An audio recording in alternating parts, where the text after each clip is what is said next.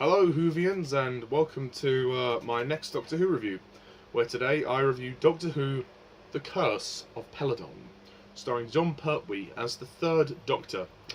So, yes, I know what you're thinking, it's been a while, but yeah, I had a lot of stuff to do and review, but I'm back now with the Doctor Who review.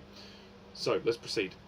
Okay, so the basic plot of this story is that the Doctor and Jo make a test flight in the TARDIS and arrive on the planet Peladon.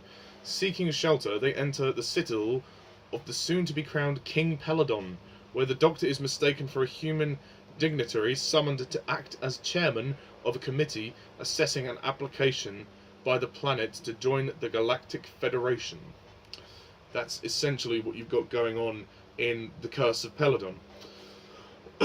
Okay, so, the Curse of Peladon. Unfortunately, it's not as good as the previous story, and it's actually kind of disappointing, to be honest. I'm just going to come out and say it. I didn't really enjoy this story. I found it very hard to get into this story, even though the story is only 4 parts long. It's not long. It felt that, I mean, the pacing for me drags. I didn't give a shit about the story that was going on. I mean, it's not terrible, but it was very unengaging and dull, and quite frankly, the production values of this story are cheap. And, you know, you may not agree with me on this, but I don't care, it's my opinion. I think the aliens look ridiculous, except the Ice Warriors. There's the big round-headed alien, like with a green head, it's got the eye. Kind of reminds me of Mike Wazowski from Monsters, Inc. I know Monsters, Inc. came out years after this, but even so, it's just funny how that looks so similar.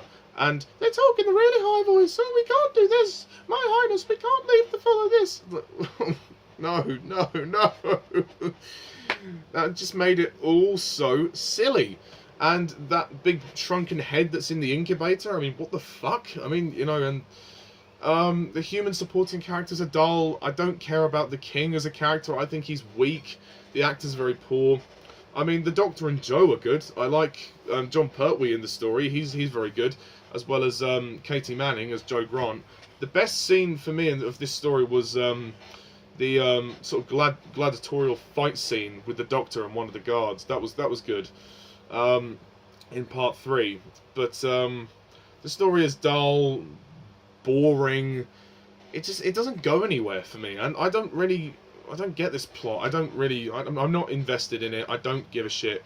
And why are the Ice Warriors even in it? Why are they in it? They're not that good. I mean they're okay in the story. I mean, surprisingly, they actually turn to the good side in this story, which is an interesting thing to do. But really, I think there's just too many aliens in this story. You don't need all of these aliens. The Ice Warriors didn't need to be in this story. And quite frankly, it was a bit of a bore, really, this story. I guess the music score was good, and I liked the performances, and that fight sequence, but there is nothing else to enjoy here. There's nothing else to enjoy. There's this, I mean, Jo gets her moments to shine as she's, they pretend that she's this sort of princess, and then the King actually proposes to her. And there's some great acting moments with her and the King, even though he's a bit of a poor actor, really. But yeah, the direction by Lenny Main, not very good. Nor was the script by Brian Hales. The script is just meh. There's nothing unique about it. It doesn't stand out to me. It's just too silly for me. And I know this was back in the 70s. They didn't have the best budget, but like. That green alien with the voice, that just I don't even know what it's called. It's ridiculous, and it's kind of stupid that we when we get to meet this this Guardian, as they call it, Agador, I think it's called. It's like this kind of warthog thing, and the Doctor's hypnotizing it. He's going la la la la la la, and he's like singing to it, and I just thought, what the hell is this?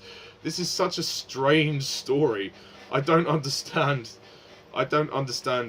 why he's doing that. What's it? The whole thing was a bit of a blur to me. Like like they didn't. I don't know. I couldn't really make sense of this story.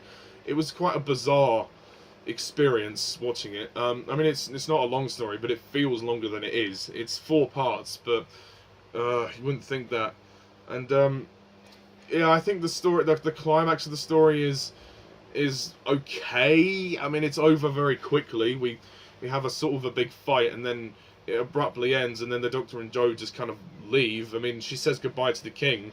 She says she can't stay, and then that's it. They just go. So there's no stakes with this story, and I don't care about all the drama that goes on. I just didn't care for this story. I'm sorry. I found it very dull and unappealing. I've seen worse. Don't get me wrong. I have seen worse. But for Jon Pertwee's era, I've seen a lot better. It's definitely one of the weaker Jon Pertwee stories. I struggled to get into it. I really couldn't get into it. And as for Arcturus and Hepesh, very, like, I mean, the villains are nothing. The villains are a joke. The villains are boring, and that's kind of this story. It's boring. For a 4-part story, this is pretty shocking how poorly paced it is. You know, I expected a lot, something that was a lot better than this, but you can't win them all. And this story just, it doesn't stand out to me. I won't be watching this story again, and it's probably going to fall pretty low on the ranking of season 9, which is Jon Pertwee's 3rd season. Yeah, not a great one, I'm afraid. I guess producer Barry Letts didn't realise what was going on, but there you go. He should have come up with something better than this. But yeah, so I'm gonna score The Curse of Peladon a mediocre 5 out of 10.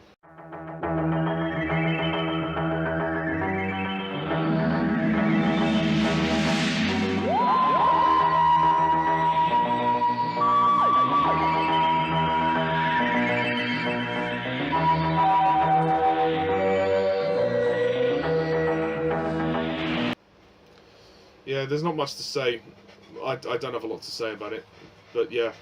Okay, so next time we get to the Sea Devils, where we have the return of the Master. Woo! Played by Roger Delgado, and thank God, because after this story, we need something to revive this season. I mean, not that. I mean, I quite like Day of the Daleks. I thought that was pretty good story, at least from what I can remember. It's been a while since I watched it. But yeah, no, next time will be the Sea Devils. And yeah, this review was pretty brief, but there isn't much to talk about with this story. There's nothing that stands out to me, so there's nothing that's going to stand out to you either, I mean, if you watch it. But I mean, if you do like the story, fair enough. I acknowledge that some people do actually enjoy the story, at least to a certain degree. So yeah, that's fine. If you enjoy that, that's perfectly fine. But for me, it was a very disappointing story. It's not terrible. There are moments of entertainment and there are good sequences, but it's not enough. So yeah, I'm going to close off this review, and I will see you all next time for the Curse of... No, not the Curse of Peladon, sorry. Doing. I will see you next time for the review of the Sea Devils. So until then, Whovians, thank you all for watching, and as always, I'm Mr. Tyler11. See ya.